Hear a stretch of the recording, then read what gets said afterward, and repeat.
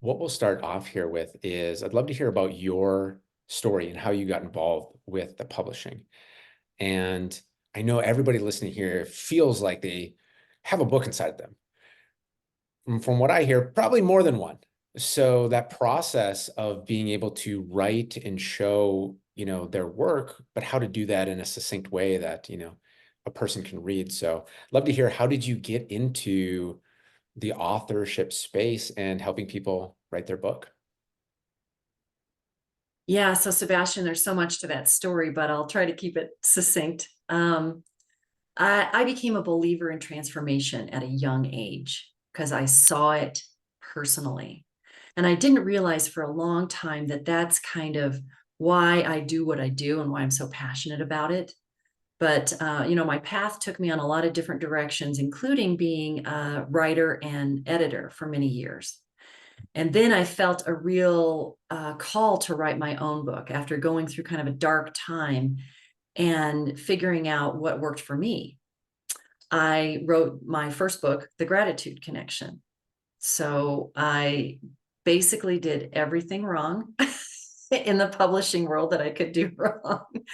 So I learned all the hard mistakes, all the and learned the right path too. I published it once the wrong way and then redid it, and I'm super happy with it. Very professional, world-class book, and a world-class team that helped me with that. So once I did that, people started to come to me for help with their own books, and so it really grew organically. Hmm. Yeah, it's so cool when we can walk the path for ourselves and then people show up that want that guidance. Yeah, I didn't want anybody else to go through the painful process that I did, to learn all the ways to do it wrong and the ways to do it right. I wanted to be able to shepherd them through that process so that they could really just focus on telling their stories rather than on all the details that go behind writing a book. Right. Yeah, I'd love to hear some about what those roadblocks are because, from what I've seen with people, it's like they feel this book that wants to come out. But then they want it to really be impactful. So maybe some perfectionism can come in there. Oh, And time can pass, and pretty soon the book never gets done. Or maybe they see the programs where you can write a book in a weekend or something, and then you have something, there's words in a doc, but it's like, ugh, would you want your grandma to see that? Or would you want your family or your friends, would you be proud of that? So what are some of the problems that you see, that are commonplace for people to, go through? yeah, Sebastian, it's interesting because there's all those things that, the programs that say, oh, just, start writing, just pour it out of your head and onto the page.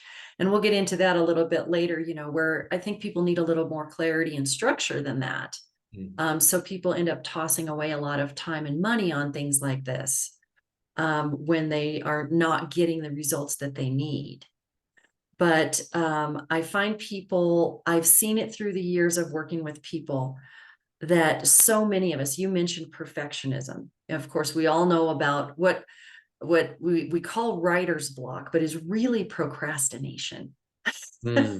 if you think about it. Yeah. And there are a lot of other barriers that come up. There's a lot of imposter syndrome that people deal with. They think, I had someone recently say, I'm not Oprah. Who's going to read my story? Who wants to read my story? And it's that story aspect that people really connect with. You don't have to be Oprah Hmm. or Tony Robbins to be compelling and to have a message, right? So, but people are overcoming all their training that they've heard all their lives that you're not a good writer, or, who are you to be such a big shot or whatever. Yeah. So I call all of those things fear dragons. Nice. And I Nice. like to have this visual of the fear dragons because I see them kind of circling around behind our Yeah. heads, and we can't see them, but we can feel there's some resistance. There's something going on there. So when we turn around real quick and see those fear dragons in front of us, we can say, okay, I see you, perfectionism. I Right. see you procrastination. I see you imposter syndrome. And now that I've seen you and I've named you, we can do something about it. Right. I always say those things are opportunities so that we can work through some of the things that have been holding us back. Because most people who want to write a book have been holding that story, holding that dream inside themselves for a long, long time. Mm. And so now we get a chance to find out, oh, what's actually behind uh, what's holding you back. And you get to break through that. So it helps you not only with your book, but with your thought leadership, with your message, with your authenticity that you're coming across. That now that's not holding you back. It's no longer a barrier for you.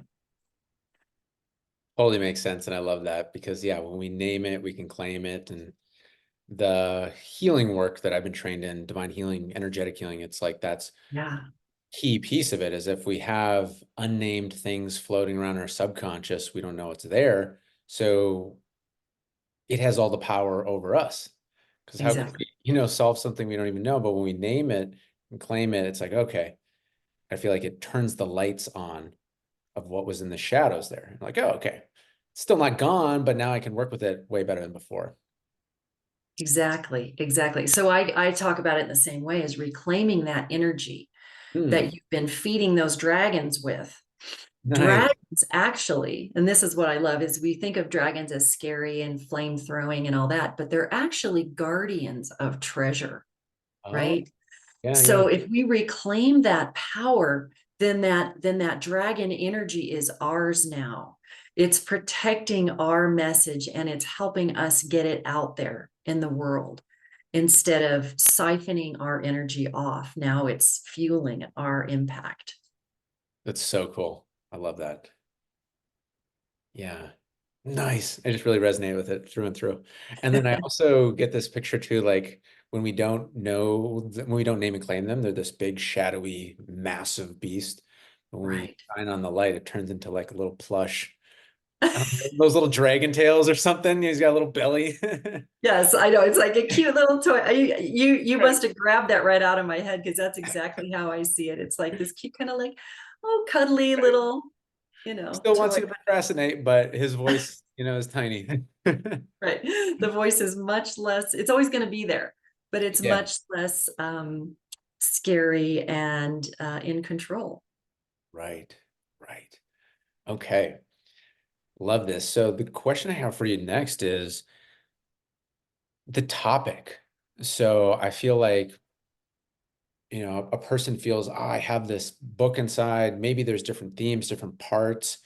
And, but if we look at like a big niche, there's tech or there's finances or there's, health, fitness, maybe they don't have the clarity there, or maybe they do. But even in health, even in finances, there's all these different Right. subtopics. And I'm really curious to hear your perspective, your approach of, how does a person pick that topic for their book? And, in this case, it's a aspiring mastermind leader or an existing mastermind leader.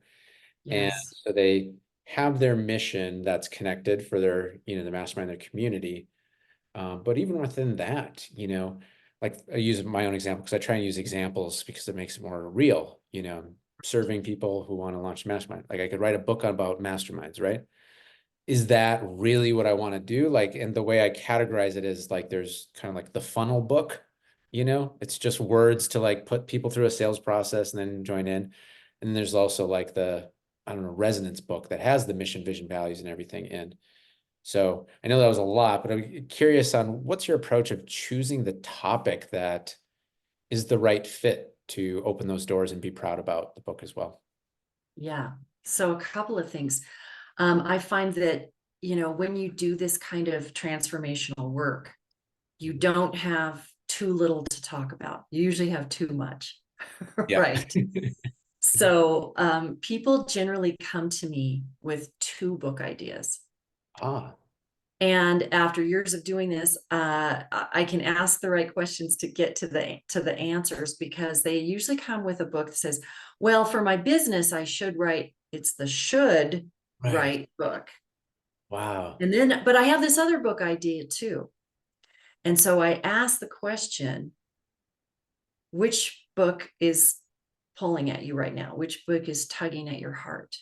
Wow. And they say, oh, yeah, it's that book. I call it the Right. heart book because I almost always do this. Oh, it's this, they feel so drawn and compelled. It's actually so personal and so deep for them. Wow. And I usually advise people, even though they think they should write the other book first, I say, write the book of your heart. Hmm. Because what happens is that this is a big project, writing a book. You go through a lot of personal and professional development as you create this new thing out of the ether, that's never existed before. It takes a lot of time and energy and effort. So if you're writing the book of your heart, it's feeding that. It's feeding you. Hmm. You're fulfilling that dream of your heart. So that's the book I really encourage people, whether it's mastermind leaders that think that book of their heart doesn't necessarily go with their business. Hmm. It absolutely does, because it's what everything is built on. It's the passion, it's the purpose, it's the values that their business is built on. And so it helps attract the people that they want to attract into their circle, you know. So then the next challenge is honing in all that, you mentioned, even within a niche, you have all kinds of things that you can write about, that you want to talk about. Maybe in your talk, you're when you're on stage, you hit three of those. You hit Hmm. three big points, maybe. Yeah. So people can take that away. But in your book, you can expand it. But you can't expand it exponentially, right? Right. So you still need to you need to hone it in. And so what I have people do is really take the perspective of their readers, Hmm. so that they can say, okay, what are the challenges and the pains that my readers facing that I most need to address, so that it can serve them absolutely in the best way. And also serve the needs of the author, the goals of the author. But when they put themselves in the shoes of their readers, then it makes that pretty easy. They know exactly what they want to get across and how they want to serve their readers. So that's a good way to think about how to contain all the awesomeness that's in your brain that wants to come out. Hmm. Hmm. Nice. Yeah. I'm like floating in the idea of what you shared of when it comes to the topic, write the book of your heart, not the book you should do.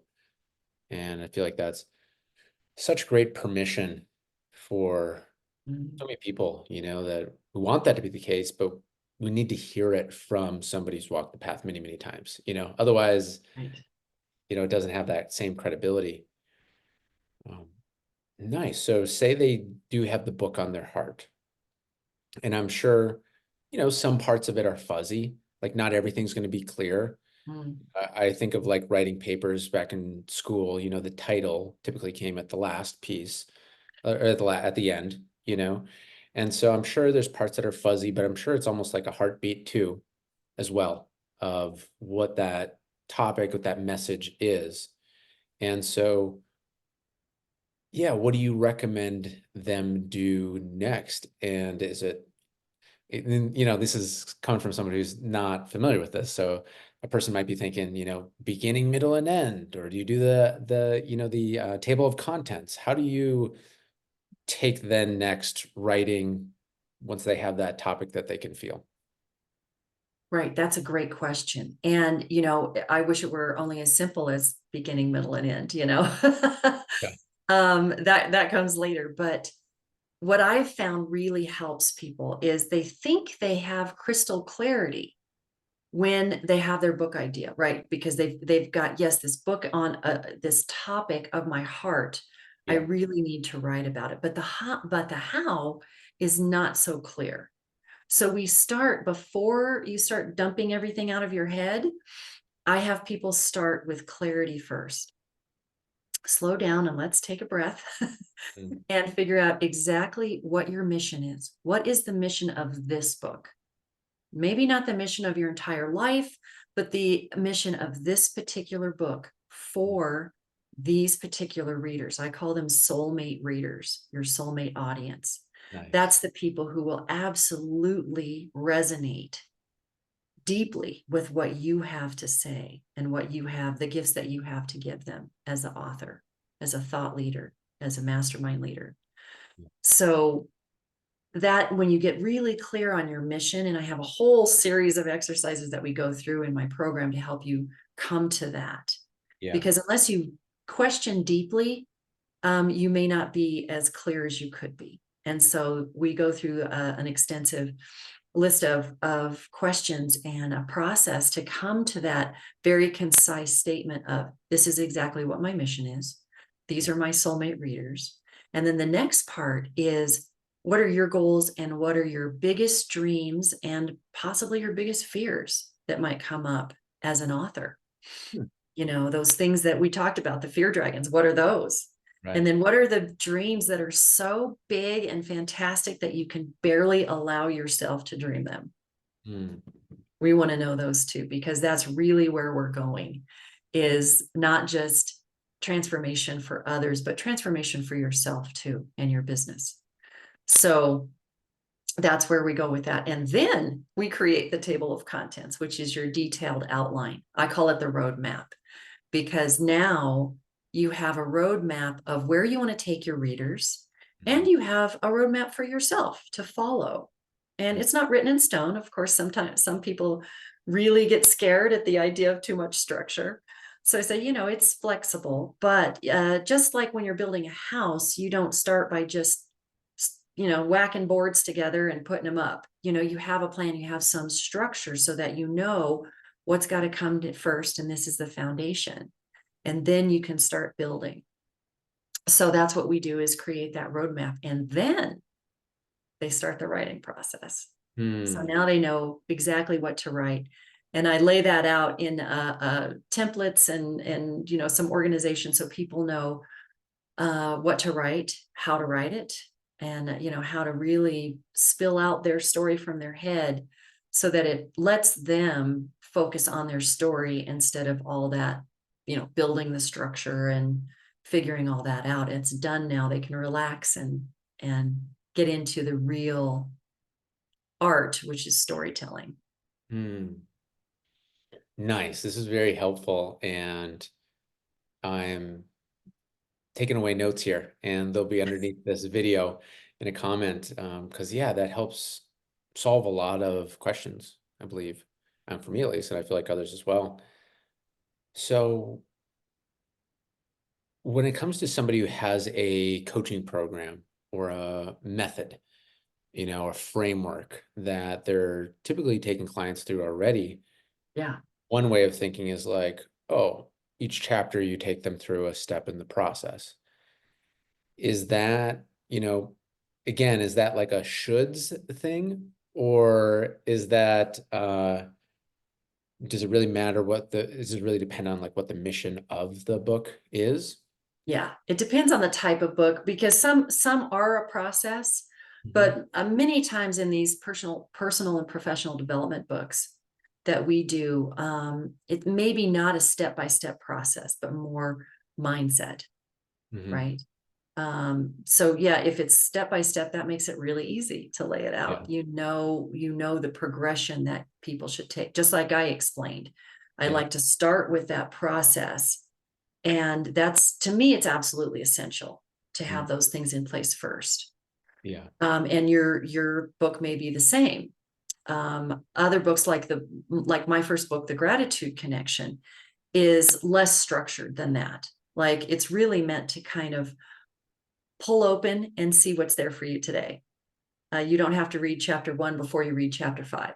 Ah, you okay. know it's that kind of thing. And then it also has takeaways. It has practices or exercises, in some cases even visualizations, that you do, so that you can bring that takeaway into your life.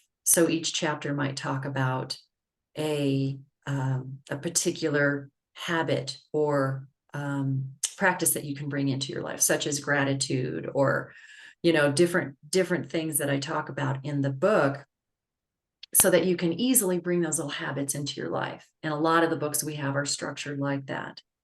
Mm. So it's not just esoteric or a theory, Yeah. it's actually actionable. So you can bring these concepts and the transformation over time into your life as you read the book. Nice. Okay. So that spoke to something I was wondering as well. And I'm curious the types of books that you find. And so, like you spoke to one where in your book, the gratitude connection, like a person can just open it up, they get the message that they need for that day, and there's a nice little action step. That could be one type of book. Another book is maybe the more traditional. Hey, here's the program, here's the method. Now we're gonna write through all of it. That could be second one. Maybe a third one that comes to mind is maybe a story type more book, like the whole thing is an account of somebody's story or something. If those are some examples, what are the kind of categories that you see with different types of books that people write? Yeah, yeah. What I just described is not as typical as, the more process, or I wouldn't say necessarily a process, but a method. Yeah, So, where you do kind of need to know this first before you do this, or before you know this. So yeah, it's laid out in a progression that makes sense for the reader and doesn't push them into the deep into the pool right away. yeah. It allows people to kind of step into the 2 foot section before they get to the 6 foot section. And there builds their strength and their muscles, whether it's mindset or an actual process that they're going through. So I think a lot of our books in particular have a combination of that method, teaching a method, and telling stories. Hmm. So it's very engaging. It's not just like a workbook that you work through and A to Z, but it's really connecting with the author. And I think mastermind leaders in particular are great at this already, because that's how your programs are set up, right? So you have a method that you may be teaching, or topics that you're talking about over time. Hmm. And you're also telling your own stories of transformation, your backstory, your origin story, which I think is absolutely key, so that you can develop that, what I call reader empathy. That means that you're really connecting with your reader, and they're connecting with you over space and time. Whenever they read that book, they're connecting with you heart to heart. It's like when you see someone speak on stage or even on a podcast, and you feel like they're speaking to you directly. Mhm. It's kind of magical. Yeah. And I say that your listeners fall a little bit in love with you, and they want to go deeper with your story, and they want to know more. And your book is that way to help them do that. Mm. So when you tell stories throughout the book, it keeps people engaged. It keeps reconnecting with them, and it keeps building on that relationship that you've established early on in the book, and just takes them through a journey. And through your story, they're seeing themselves. They're seeing maybe something similar that they've done or experienced before, but they're also seeing the transformation that's possible that you are laying out before them. Mhm. So what I'm wondering is, what do you think about this? So a person has their topic, they have the book that's, you know, their heart that wants to come through, book of their heart, and they're starting to share it in that framework, telling the stories as well. Mhm. And the question of where is the reader at their journey? I could have seen people get stuck on that too. It's like, okay, well, if a person is here, then I got to write to them there. But if they're here, is it there? And what if I want to write to everybody, or them, I want it to be something that they come back to. How do you approach that of who you're writing to and where in their journey they are, where the message can resonate with them? That's an excellent question. So this goes back to what I was talking about with defining your soulmate reader right Mm, up front. mhm, Because no matter what you're writing, whether you're writing a newspaper article or a technical report or whatever, you have to know where your reader is. You mhm, have to make some assumptions about that. And that goes to everything from the book title to the subtitle and the description. It's talking directly to the reader that you want to meet. And whether they're at a very beginning part of their journey, you get that across in your text, right? And your visuals and everything else. It's talking to that person who's more at the beginning of whatever journey that you're taking them on. If you're looking for someone who's been in the middle of that journey for a long time, it's going to be different. Or if you're looking for the more that advanced person, everything around it, you know, your marketing, your branding, your visuals, and your copy is all going to speak to that person. So you have to, it's another reason it's so important to define that up front, is because that is part of that process, is saying, what are the pains they're looking at now? mhm, So for example, if you're talking to a very beginner entrepreneur, their pains are much different from a person who's making 6 or 7 figures in their business and is looking to expand, to scale, to do something different in their business. It's a total, almost a totally different language. And so you have to decide that up front and then speak to them where they're at and where you can offer that most valuable assistance to them. So that's a great question. You have to know that up front so that you can meet your reader where they are and take them to their next level. So that's another reason. I mean, I think everybody's heard this in the marketing world, where if you're creating something for everyone, you're really creating it for no one, because your reader has to know from looking at your book and hearing about it that that book's absolutely for them. They have to go, oh my gosh, I think I have to buy that. I think I need this, right? yeah. So that's where you have to meet them at and join them, ask them to join you in this journey that you're taking them on. Mm, So yeah, you have to define that, and it will serve your readers and yourself better if you do that mm. uh, before you begin. Right. Okay. Yeah, that definitely makes sense. Yeah, it's very helpful as well. So, say a person has the book of their heart. They've identified who it's for and where that person is at in their journey, Mhm. and they're writing and they're sharing, incorporating their story.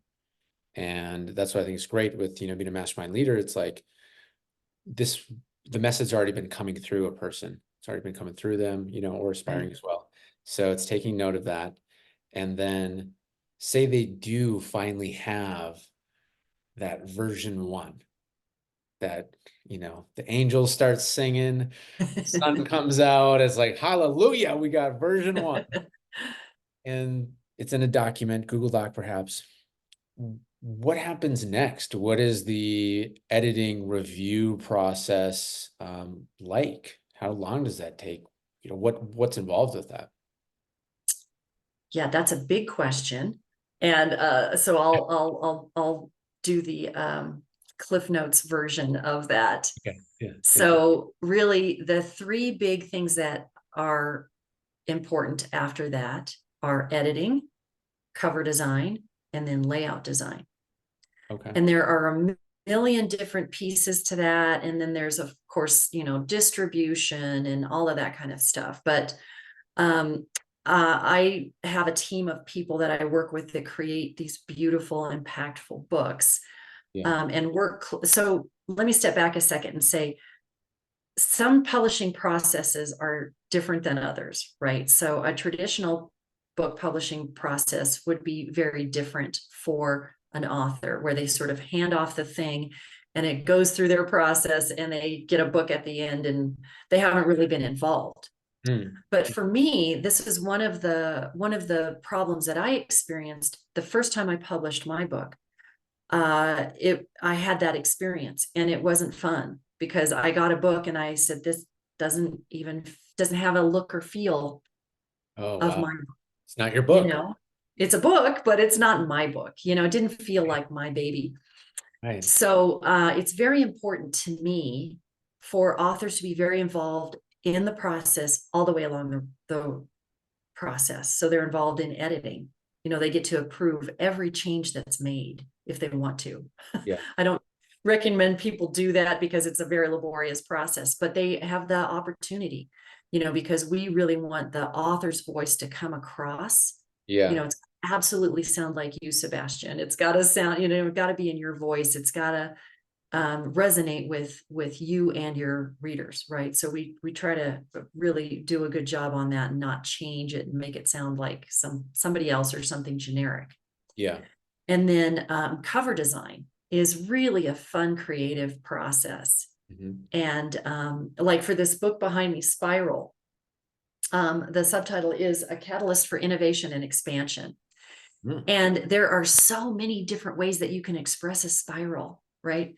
The designer, I think, came up with 9 different Yeah. concepts for Mhm. the author to look at. And, we played with colors, and we played with, we had spiral shells. We had all kinds of different things, and the author was able to say, yeah, I really like that, or I changed that font or this thing. And it's really fun iterative process to come up with that. And so that when you see your book, it's just absolutely you. And then the interior has to bring that feel through, so that like for example, we've done a couple of grief books lately.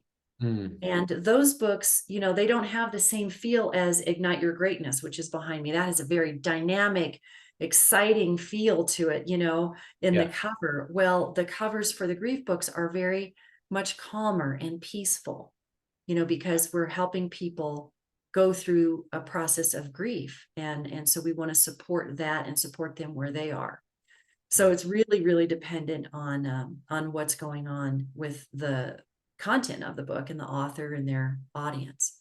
So that's really fun. And those are the major processes. And like I said, the author is intimately involved with that process from start to finish. So when they see the book, it's not a surprise, and they get to have that experience of that, like I did when I opened my first box of books. I just was instant explosive tears, in a good way, of just happiness when I got to see what my own team had created for my book, and it was just a whole different experience.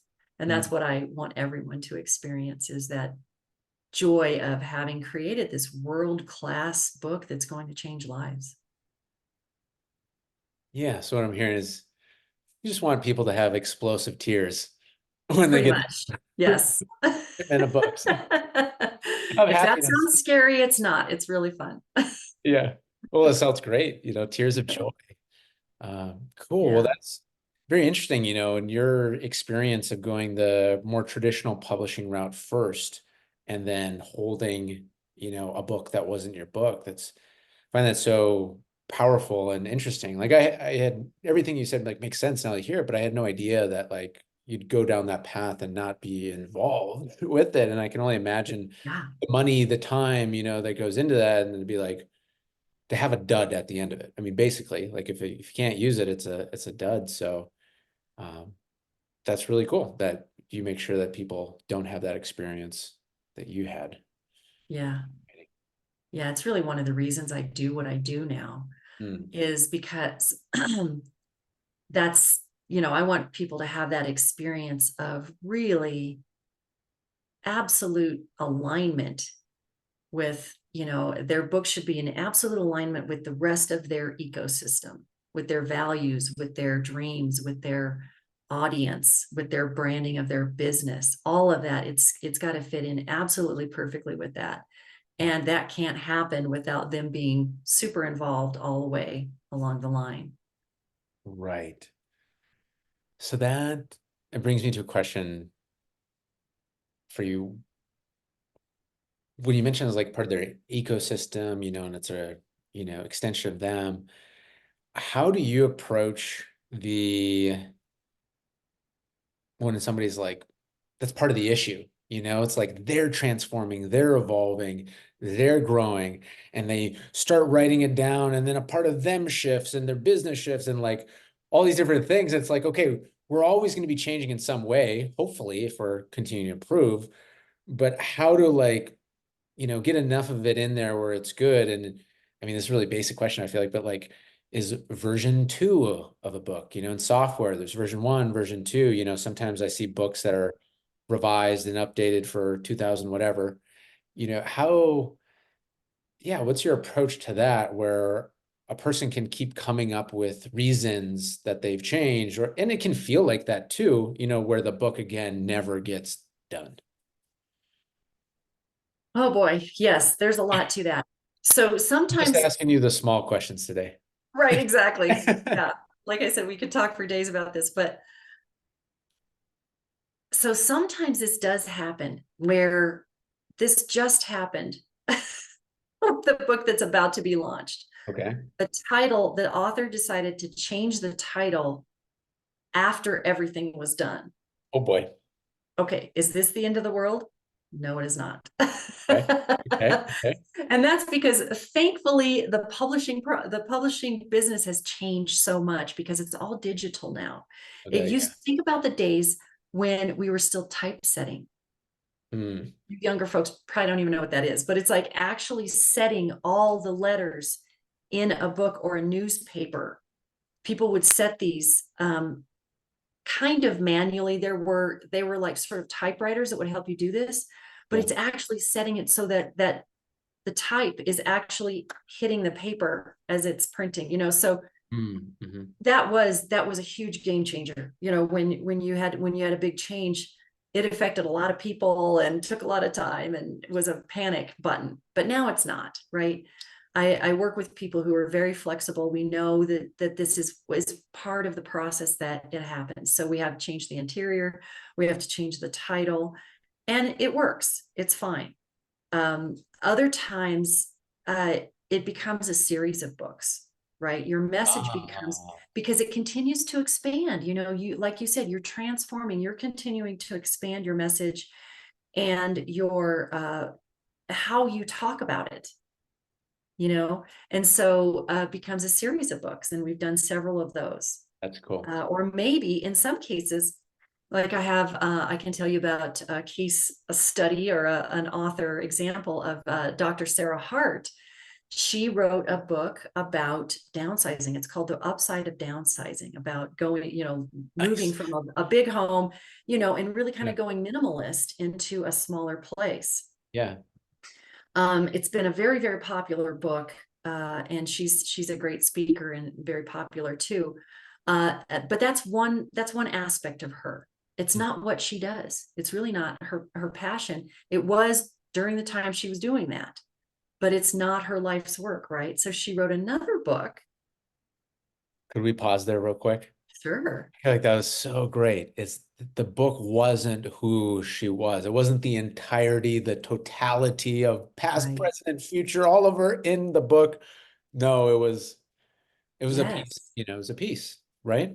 Yes, exactly. Yeah. Wow. And I think that's very common where, you're writing about an experience, Yeah. maybe trauma or something like that. Like we've done some collaborative books too, which is a community comes together, and generally there's a lead author that's the leader of the community, of the mastermind or whatever it is, and they have some members of their community write a chapter, so that it literally is a chapter in their life. It's not their whole thing. It's on a certain theme, and we're saying, hey, please tell us about how you survived or thrived through a certain type of experience. And that's what Nice. that book is about. It's not their entirety, right? Yeah. So that's a good example too. And so, you're not trying to pack maybe everything you've ever done or thought or experienced into this one Right. book, but it's, so that's a great example of what else we were talking about, of, how do you condense it down into something that's palatable and that's not 800 pages, Right. because nobody wants to read that. Right. Unless it's Harry Potter. maybe a little Unless past it's Harry there, Potter, but and that's those it. books are very few and far between. And it's Yeah. still, everyone kept getting bigger, right? And it's like, how did I know? I have to read 900 pages. Yeah. Oh, Harry Potter nerd here. Read them all when they came out. I did But too. yeah, other than that, yeah, succinct. Cool. I just feel like that's so important and powerful and gives permission to start with that one and not wait and Yeah. just get the ball Yes. moving and having it be a series or version updates. Like, yeah, it can be about that's what I'm hearing. It could be about a certain theme, lesson, or story. Right. It's good. So let me tag on to that just Yeah. a second too, because I talk to a lot of people, and we are, those of us who are really interested in continuing to grow and move and expand and try all these different things. I get a lot of questions about, well, I don't feel like I'm at the end yet. So how can I write a book? Yeah. So that goes to that question too, is, we're never at the end of our story until we're at the end of our lives, right?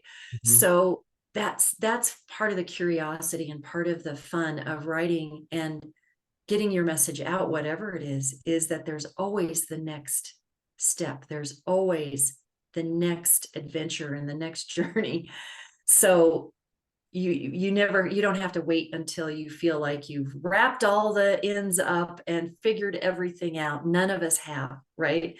Even those experts that we go to, Simon Sinek and Brene Brown and all the people that we read about, they're still growing and evolving too, and they're going to write more books, so you Mhm. can too. Nice. Nice. So I have a question about how people use their book to get those bigger stages, very practically, and it could just be very simple, just, hey, here it is. But before we get into that, I'm just curious on like the publishing um, route, like what does that look like? I would say there's the traditional way that wants to like be on the New York Times bestseller list, and from what my limited understanding with is that, it's like a pay to play type game unless you like really have one of those like one in a zillion books. But if a mastermind leader is like, hey, I want this to be something I'm proud of, I want it to be on the coffee table of my mastermind members because, maybe it has those like your gratitude connection book. It has these, timeless pieces in it. Um, in that scenario where it's really not about the vanity numbers or anything like that, it's for the audience. Mhm. If I feel like it's another loaded question, but if there's just kind of like a general outline, like you've given us with the other pieces of the process of what is that self-publishing or is it self-publishing, where it's like, how can it get on Amazon? I guess that's what it is. How can it just easily, get on Amazon? Doesn't have to smash all the records, but it's there. Right. Yeah. So I suggest everyone publishes on Amazon because it's where people go for books. It's the world's biggest bookseller. So Mhm. until that changes, Yeah. you know, there are a lot of other aspects and that kind of stuff, but you can absolutely get on Amazon. It's not difficult. And the wonderful thing for leaders of communities, like mastermind leaders and other leaders of communities and people who have a following, it's absolutely in their best interest, in my humble opinion, to self-publish. And Okay. by self-publish, I mean publish under your own company name. You can become a publisher without, it's just part of your business. Okay. And so you use your own company name, you're already incorporated or LLC or whatever it is. You've got all that stuff set up. So you're already, naturally set up for another aspect of your business, and that's your book. So you've already got a waiting community ready to buy your book. And so when you leverage that community and your wider network, you can become an Amazon bestseller. And even as we have done with many of our books, become number one new release, which is kind of it's not the easiest thing to do, but it's really a nice distinction to have and helps raise your visibility and credibility on Mm, Amazon and with your network to be an instant bestseller, mm. because you've leveraged your already loyal and happy network. They're waiting to buy your book.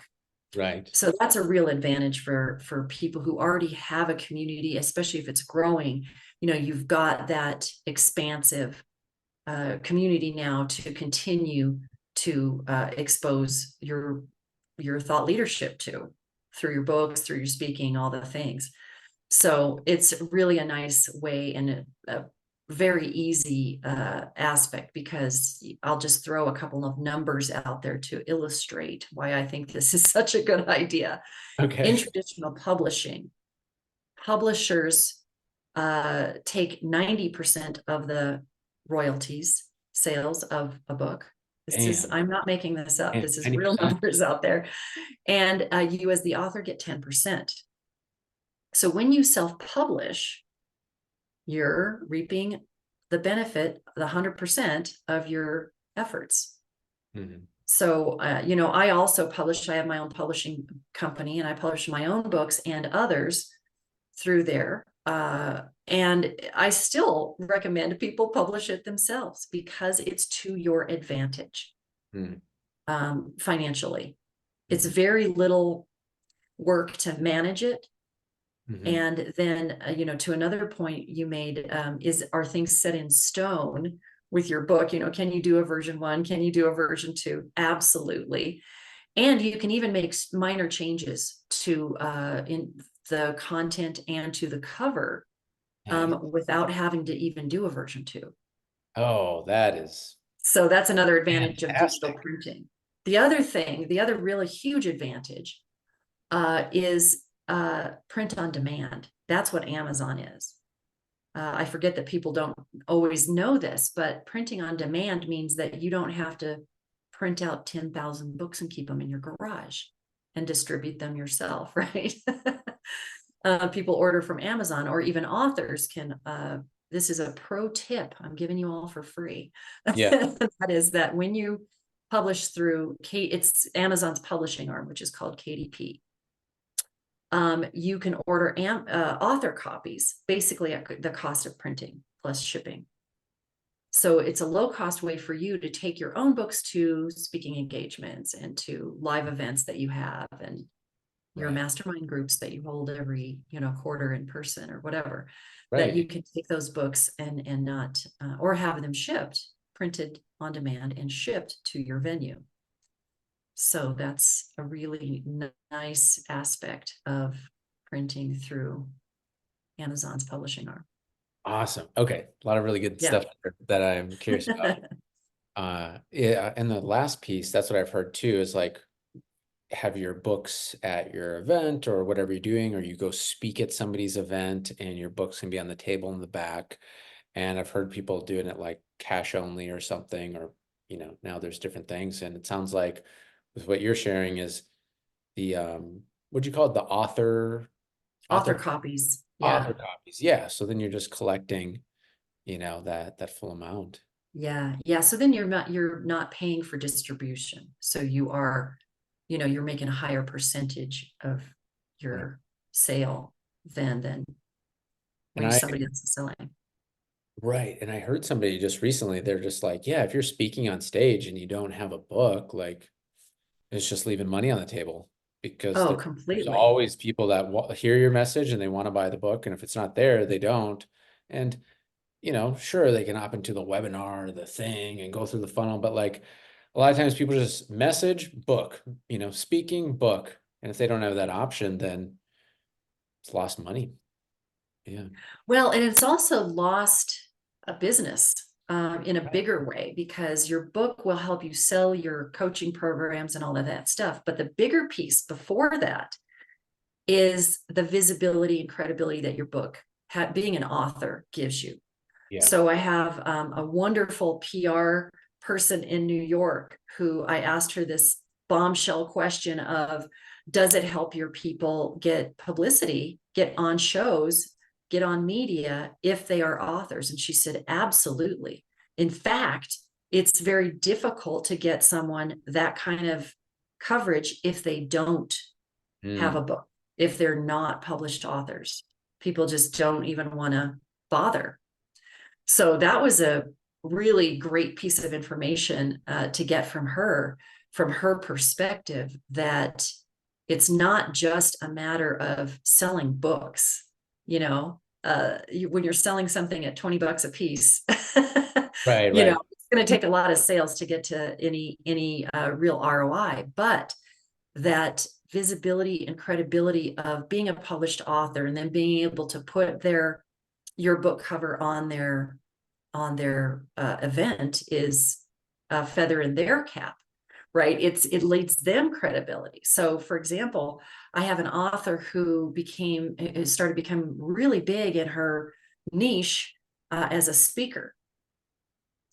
And her name is Nancy Rhines. You can look it up. Her book is called Awakenings from the Light, and she wrote about her near-death experience. Mm.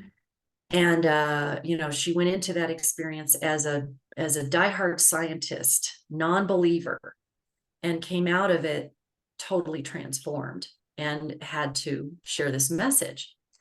So one day she started texting me in some of our circle about I can't exactly tell you what I'm gonna do, but keep an eye out. If I have a text, look at it immediately. And we're like, oh, she's being Oh, all mysterious.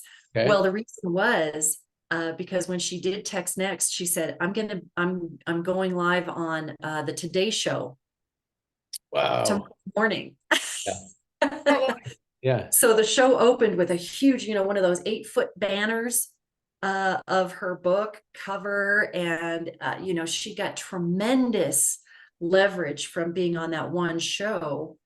Yeah. And just the fact that they were looking for an author who had written about this and was also a speaker. She fit the bill, and they brought her on. She, flew her out to New York and did all the things. And that Wow. was very exciting. So she would not have had that opportunity if she had not been a published author. Wow. Yeah, she would not have had that opportunity if she wasn't a published author. I feel like that's so powerful because in our space, I feel like the people I attract to, we're so much is opening up with online and has been for a long time, right? So we're innovating there. And at the same time, and there's new forms of media and podcasts that are rising up so much more prominence Mm, before. And at the same time, I feel like it's so powerful to remember that like traditional media still constitutes a lot of attention and that there's certain rules for that. And so I feel like that's so powerful what you shared of the New York City publicist, or PR, excuse me, who's like, yeah, you need a book, otherwise they're not going to give you the time of day for right. those type of stages. Yeah. Okay. Awesome. So as we round the corner here to close up, we've covered a lot of ground, and I'm going to do a summary here. But before we do that and start wrapping up, is there any last message? And I'm just like looking at my notes here because we covered a lot, so much, and we went from idea to, opening those doors very practically, very Yeah. tangibly. And yeah, so is there any, message that's top of mind to, share before we get into the summary?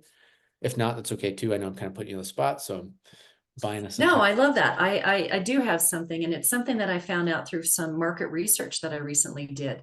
Okay. I interviewed a bunch of people who wanted to write a book but hadn't done it yet. Okay. And I asked a bunch of questions, but the two that really struck me, in the heart, were um, what has been holding you back from writing this book? Because it's been on your mind for quite some time. Damn. And many of them said, I don't know how to start. I just don't know how to do it. And so when you don't know how to do something and you're in that confusion space, it's very difficult to move forward. What's your next step when you don't know what to do? And then the next question that I asked was, how does it make you feel for not having done this yet? Mm. And I even got some tears on this one because people said, I feel guilty because I'm holding back this message Wow. that I know is transformational. I know can help people. And I feel bad that I haven't done it yet. And hearing those two answers together just crushed me because I thought, oh my gosh, they're feeling terrible that they haven't written their book, but they don't know how. They don't know how to start. And so that makes me sad. And it also says, because I can help with that. Yeah. And I want to be able to help people with those things if they're really wanting to get this message out. It's such a necessary message. I say your message isn't just important, it's urgent. People are waiting for it, for your particular take, your unique perspective and thoughts on it that they can take in, they can resonate with and know is truth for them. So I just say, don't stay stuck. There are lots of resources. There's even, I have lots of resources on my YouTube channel, on my website, at least get started. I'd be happy to talk with anybody about their process and just, there is a process. You can do it. It's just like any other project. Take it step by step and at some point it gets done. So that's my Right. final word. And that's a great segue to how can you go deeper with Amy's work. Below this video, there's going to be a few different links. One of them is to the Facebook group community that Amy Yes. has for people who want to become authors, people who already are authors. It's called Positively Powered Authors. So join in there. That's a way to start. And there's also a way to start with a masterclass that you host frequently. And could you Yes. share a bit about that? And then we'll get into the summary. But hey, if somebody's listening to this and they're like, just tell me where to go to continue the momentum, Yeah. this masterclass is a great opportunity. Yeah. So the master class is really a deeper dive into what we were talking about before about how have people actually done it? Hmm. Because it's great to hear in theory, oh yeah, your book can get you on stages and it can do this and that for you, but what does it actually look like?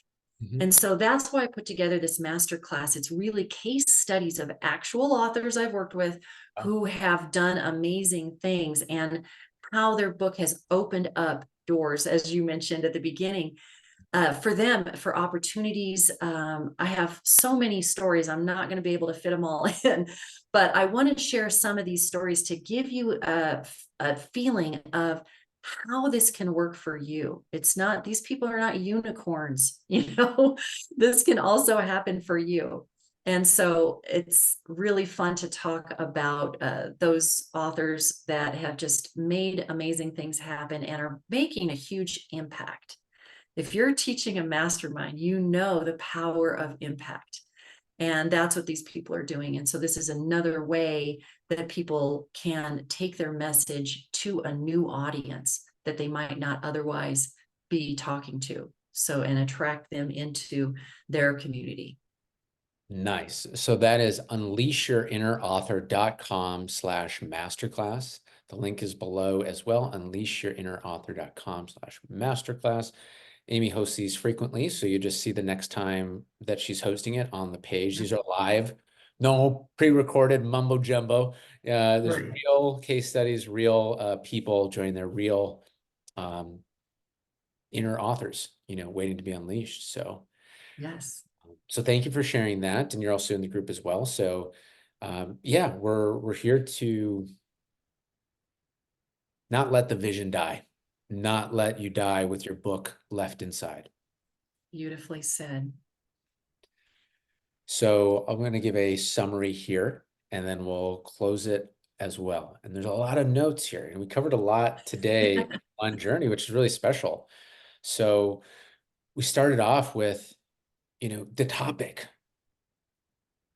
you know, the Facebook ad tells me to write this book. The marketing strategy tells me to write that book, but my heart is boom, boom, just write the damn book that is waiting to come out.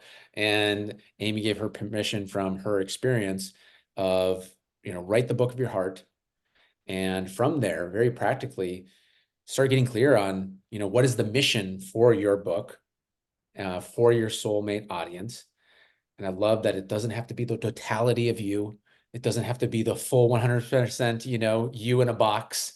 It can be a lesson that you learned, a story that you went through, or a method that you have. And so whatever that mission is for your book, it can help focus it there. Write out your biggest dreams and biggest fears as an author so that you don't get blindsided. You don't have these dragons, as Amy shared, that are huge and big and unseen, holding you chained back. Instead, they turn, you turn on the lights and you see it's a little Puff the Magic Dragon, a little buddy with a little belly and a tiny little voice. And okay, the procrastination dragon's still going to be there, but it doesn't have to have power over you, over us. And then the table of contents, the roadmap. So from there, then, and might want to do it in the beginning. I know that was my first instinct, but from Amy's, process taking people through is to do that at this stage then, and then start the writing process. And after that version 1 is written, then it's about editing and the cover and the outlining, formatting. And that once you do that book, you might find that you probably have a series of books in you, or different versions. And then launching your book, which is such a perfect fit for community leaders, mastermind leaders. It's like you have an audience of people waiting, and definitely advocates what you have. So who knows? You could launch to them and do a special bonus for them of people who leave a honest review, for it. Maybe do a special masterclass or something. So it's like, okay, that just makes sense. And then your author copy. So when you are speaking at stages, you can use that pro tip of getting your author copy at cost, selling them at the places, and those powerful questions of why haven't you written your book yet? And what I really feel and resonate from you is like there's 0 ounce of judgment in that. It's awareness, it's clarity. It's, what is that reason? Is it the time, the energy, the, feelings inside? And how do you feel? Because I feel like how we feel because our book isn't written yet shows us how important that message is to us. If we just feel like, oh yeah, it doesn't bother me, then okay, that's fine. But if it hurts inside, that shows us the impact that's waiting to come out. And so I like how I really resonate how you spoke the urgency of your message, person listening, with your book inside. So that was the full circle of our journey that we've gone on today. Write your magnetic book for your mastermind group that opens doors that were not possible before, and also makes you proud that it's your book. And so with that being said, is there anything else you'd like to add for today as a special cherry on top, or something that comes to mind as we close out, or does that feel complete for today? Yeah, I just want to send you some gratitude, Sebastian, for this interview and for the community that you're holding. This Facebook group is amazing. You're adding tremendous, amazing amounts of value every week, and I really appreciate that. And I'm learning from that and making some fantastic connections. So, thank you for holding that space. Absolutely. All right. Well, thank you very much. And this has been Write Your Magnetic Book with special guest Amy Collette. Take care, everybody.